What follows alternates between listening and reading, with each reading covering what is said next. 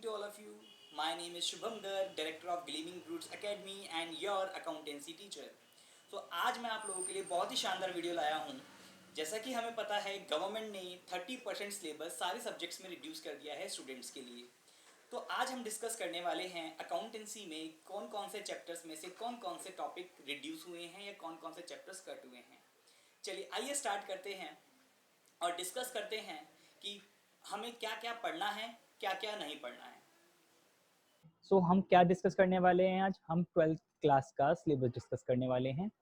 साथ ही हम डिस्कस करेंगे कि कौन कौन से ऐसे टॉपिक्स हैं जो कि हमारे सिलेबस से डिलीट हो गए हैं। तो स्टार्ट करते हैं। सबसे पहले हमें ये पता होना चाहिए सिलेबस के अंदर कितनी बुक्स हैं, कितने पार्ट्स में इसको डिवाइड किया गया है। तो मैं आपको बता दूं, हमारे 12th क्लास के अकाउंटेंसी के सिलेबस को 3 बुक्स में डिवाइड किया गया है, जिसमें पहले बुक का नाम है accounting for not for profit organisations and partnership firms, second है accounting for companies and third है एनालिसिस ऑफ फाइनेंशियल स्टेटमेंट्स। हाँ जी, आपको 12th क्लास में 3 बुक्स पढ़नी है, जिसमें फर्स्ट बुक में 2 पार्ट्स हैं। 2 तरह की आपको अकाउंटिंग पढ़नी है, एक एनपीओ की अकाउंटिंग पढ़नी है और एक पार्टनरशिप फर्म की अकाउंटिंग पढ़नी है।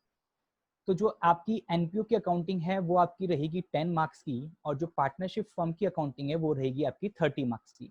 तो टोटल आपकी फर्स्ट बुक बन जाती है 40 मार्क्स के लिए। Second book accounting for companies, companies कैसे अकाउंटिंग करती है, उसमें हमारे 3 चैप्टर्स हैं, इसको हम 20 मार्क्स के लिए पढ़ेंगे। और जो हमारी थर्ड बुक है एनालिसिस ऑफ फाइनेंशियल स्टेटमेंट्स, ये इसके अंदर 5 चैप्टर्स हैं और ये भी हमारे 20 मार्क्स की बुक है।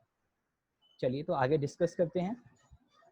तो बेटा book 1 NPO 10 marks, accounting for partnership firm 30 marks. तो टोटल फर्स्ट बुक होगी 40 मार्क्स की, सेकंड बुक 20 मार्क्स की और थर्ड बुक 20 मार्क्स की। तो हमारा टोटल हो जाता है 80 मार्क्स। 80 मार्क्स का पूरा आपका थियोरेटिकल पेपर आएगा बोर्ड्स में, और 20 मार्क्स के आपका प्रोजेक्ट वर्क रहता है। 20 मार्क्स के प्रोजेक्ट वर्क में आपका एक प्रैक्टिकल टेस्ट होगा जो बाहर से एग्जामिनर आएगा वो लेगा, जो कि 12 मार्क्स का होगा, जो मोस्टली चैप्टर बुक थर्ड के 4th और 5th चैप्टर में से आता है, that is ratio analysis and cash flow statement.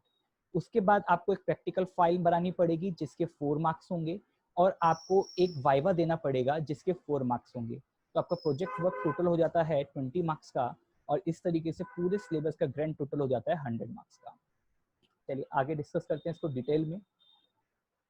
इसमें हम डिटेल डिस्कशन करने वाले हैं कि हमें कौन कौन से चैप्टर्स में कौन कौन से टॉपिक्स पढ़ने हैं और उसमें से कौन से टॉपिक्स हमारे कट हो गए हैं। तो जो टॉपिक्स हमारे कट नहीं हुए जिन चैप्टर से, उनको मैंने डिटेल में डिस्कशन नहीं किया है। चलिए बुक 1 स्टार्ट करते हैं 40 मार्क्स के लिए। तो जो आपका चैप्टर 1 है बेटा, इसमें है financial statements of not for profit organisations. ये आपका 10 मार्क्स का है, इसमें से कुछ भी डिलीट नहीं हुआ है। Nothing is deleted from chapter number 1।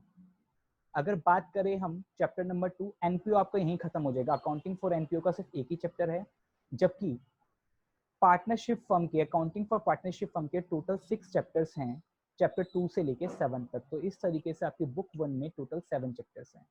Chapter 2 accounting for partnership firms में फंडामेंटल डिस्कस किया गया है कि पार्टनरशिप क्या होती है, पार्टनरशिप डीड क्या होती है, इंटरेस्ट ऑन कैपिटल कैसे निकालेंगे, इंटरेस्ट ऑन बैंक कैसे निकालेंगे। तो इस चैप्टर से भी आपका कोई भी पार्ट कट नहीं हुआ है, ये आपको फुल फ्लैश चैप्टर पढ़ना पड़ेगा। Chapter 3 goodwill nature and valuation, इसमें से भी आपका कोई भी पार्ट डिलीट नहीं हुआ है। उसके बाद आपको पार्टनरशिप में चैप्टर नंबर 4 पढ़ना पड़ता है, change in profit sharing ratio among existing partners. कोई फर्म है उसमें ऑलरेडी पार्टनर है, उनके बीच में अगर रिलेशनशिप चेंज हो रहा है, रेशियो चेंज हो रही है, पहले 3:2 में शेयर कर रहे थे, अब प्रॉफिट इक्वल रेशियो में शेयर करेंगे, तो उसकी ट्रीटमेंट कैसे करेंगे वो हम पढ़ेंगे चैप्टर नंबर 4 में। और इस चैप्टर से भी आपका कोई भी पार्ट डिलीट नहीं हुआ है। अब नेक्स्ट चैप्टर पे आ जाते हैं हमारे चैप्टर नंबर 5, जो कि है एडमिशन ऑफ ए पार्टनर। एक पार्टनरशिप फर्म में कैसे पार्टनर एडमिट होता है, उसकी अकाउंटिंग क्या करी जाती है, वो पढ़ेंगे हम चैप्टर नंबर 5 में। इसमें आपके कुछ टॉपिक्स पढ़ने पड़ते हैं आपको, जैसे change in profit sharing ratio की ट्रीटमेंट कैसे निकालोगे आप, एडजस्टमेंट कैसे करो गुडविल की, revaluation of assets and liabilities, assets और लाइबिलिटीज की रिवैल्यूएशन कैसे करते हैं, उसकी ट्रीटमेंट क्या होती है, रिजर्व्स की ट्रीटमेंट क्या होती है, कैपिटल अकाउंट्स कैसे बनाए जाते हैं, और कैपिटल अकाउंट्स की एडजस्टमेंट कैसे करेंगे और बैलेंस शीट कैसे प्रिपेयर करेंगे। तो सर आपने ये डिटेल में क्यों डिस्कस किया है एडमिशन? क्योंकि बेटा इसमें से हमारा लास्ट वाला पार्ट कट हो गया है, ये आपको सेशन 2020 से 21 के लिए नहीं पढ़ना है, तो ये वाला पार्ट इसमें से आपका डिलीट हो गया है, इसको आप ऐसे यहाँ से काट सकते हैं। तो यानी अब आपको चैप्टर नंबर 5 में फर्स्ट 5 टॉपिक्स ही पढ़ने हैं। ये 6 टॉपिक जो था इसके अंदर, adjustment of capital accounts and preparation of balance sheet, ये इस सेशन के लिए डिलीट हो चुका है। चलिए आगे चलते हैं। आगे क्या है? आगे है चैप्टर नंबर 6, तो आप इसको कट कर लीजिएगा। चैप्टर नंबर 6 है आपका रिटायरमेंट और डेथ।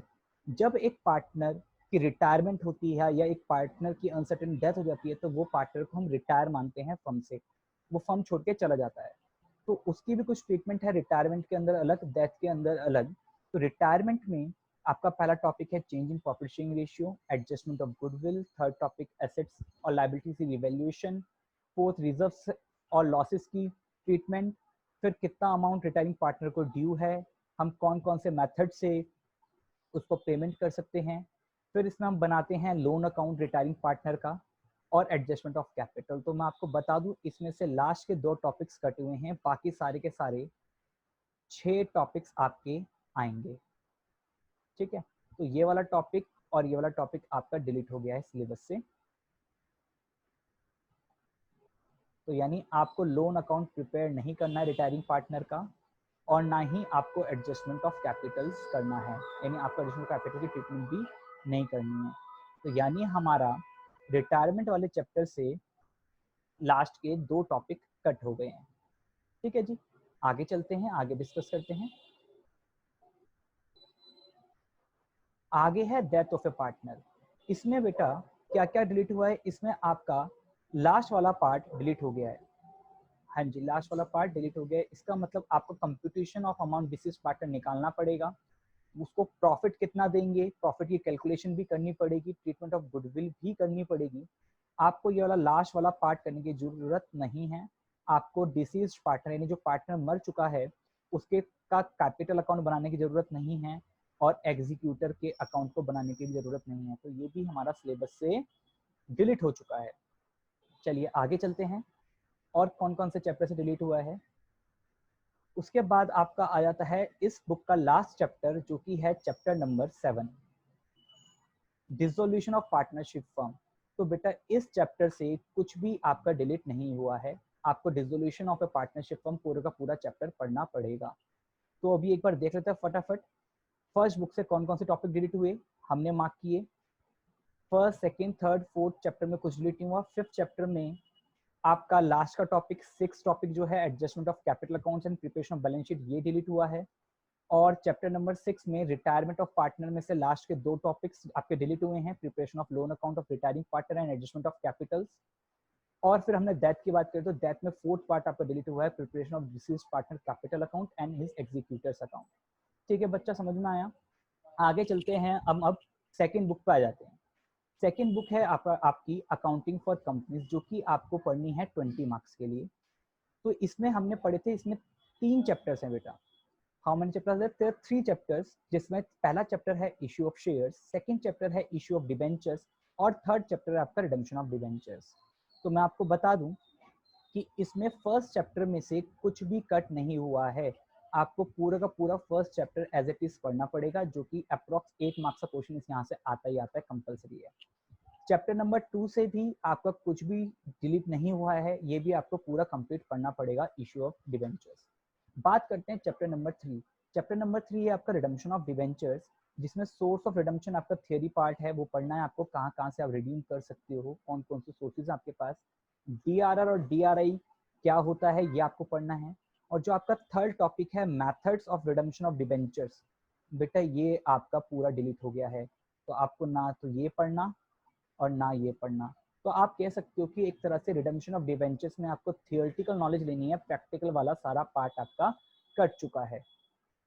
तो आपको बेसिकली सेकंड बुक से मेनली 2 चैप्टर पे फोकस करना पड़ेगा, chapter number 1 and chapter number 2 पर। चलिए आगे चलते हैं हमारी थर्ड बुक पर। थर्ड बुक में क्या है? Last book, third book. चलिए, आपकी थर्ड बुक है एनालिसिस ऑफ फाइनेंशियल स्टेटमेंट्स, जो कि 20 मार्क्स की है, और इसके अंदर बेटा आपको प्रोवाइडेड हैं 5 चैप्टर्स।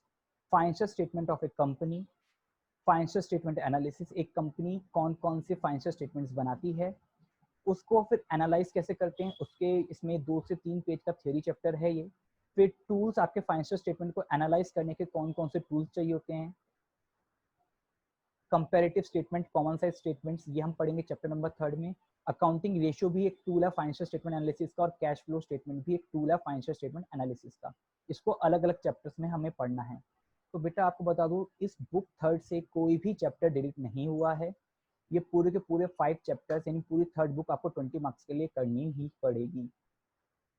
आगे चलते हैं, तीनों बुक कंप्लीट हो गई है। लास्ट में डिस्कस कर लेते हैं आपका वो प्रोजेक्ट वर्क। प्रोजेक्ट वर्क जो आपके 20 मार्क्स का है, इसमें आपका रिटन टेस्ट होगा ही होगा 12 मार्क्स का। वाइवा वॉइस, जो आपसे बाहर का एग्जामिनर आएगा वाइवा लेगा, और ये प्रैक्टिकल भी बाहर से एग्जामिनर आके आपका लेता है। तो ये तो आपको करना है, इसमें से कुछ भी डिलीट नहीं हुआ है।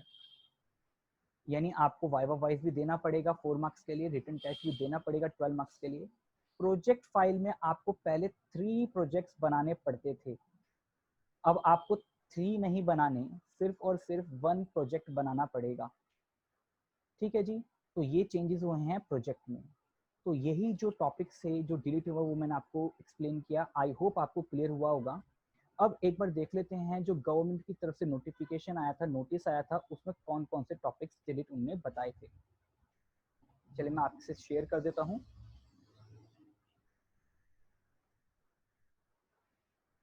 देखिए बेटा, ये है आपका क्लास 12 का सिलेबस, जो कि टॉपिक्स बताए हुए कि जो डिलीट हुए हैं। Part A accounting for NPO, इससे कुछ डिलीट नहीं हुआ आपका। आ जाते हैं हम आगे नीचे, इसमें है एडमिशन ऑफ पार्टनर, जो मैंने आपको बताया लास्ट टॉपिक रिलेट हुआ है एडमिशन ऑफ पार्टनर से, adjustment of capital accounts and preparation of balance sheet. फिर रिटायरमेंट वाले चैप्टर से adjustment of capital accounts and preparation of loan account of the retiring partner, और डेथ वाले chapter से preparation of disease partners capital account and his executors account. ठीक है जी, मैंने आपको यही बताया, उसको डिटेल में बता दिया कौन कौन से चैप्टर्स के अंदर ये टॉपिक्स हैं। आप इसको एक बार कंपाइल कर लेना यहाँ से, और जो मैंने आपको सिलेबस प्रोवाइड किया है वो आप देख लेना।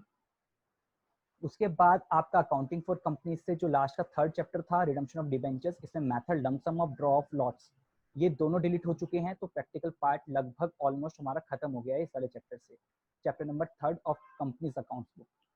चलिए प्रोजेक्ट वर्क, प्रोजेक्ट वर्क में देखिए बोल रहा है कि आपको 2020 से सेशन से ऑनवर्ड्स आपको सिर्फ 1 प्रोजेक्ट ही बनाना है स्पेसिफिक इन नेचर, जो कि हमें सीबीएसई की गाइडलाइन से पता चल जाएगा कि किस तरीके से बनाना है। तो बेटा आज की वीडियो में इतना ही था। मैंने इसका लिंक, जो कि ये सीबीएसई ने इशू कर रखा है, कौन कौन से टॉपिक डिलीट हुए हैं, और जो मेरा सिलेबस जो मैंने आपके साथ शेयर किया, जो मैंने खुद लिख रखा है, इसका लिंक, इसको भी आप डाउनलोड कर सकते हैं। इन दोनों का लिंक मैं नीचे डिस्क्रिप्शन में दे रहा हूँ। ठीक है, आप मिलते हैं आपके साथ नेक्स्ट वीडियो में। आई होप आपको क्लियर हुआ होगा, समझ में आया होगा। अगर आपको समझ में आया तो प्लीज़ इस वीडियो को ज़्यादा से ज़्यादा शेयर कीजिए और कमेंट कीजिए, कमेंट करके बताइए आपको ये वीडियो कैसी लगी। Thank you, take care, bye bye.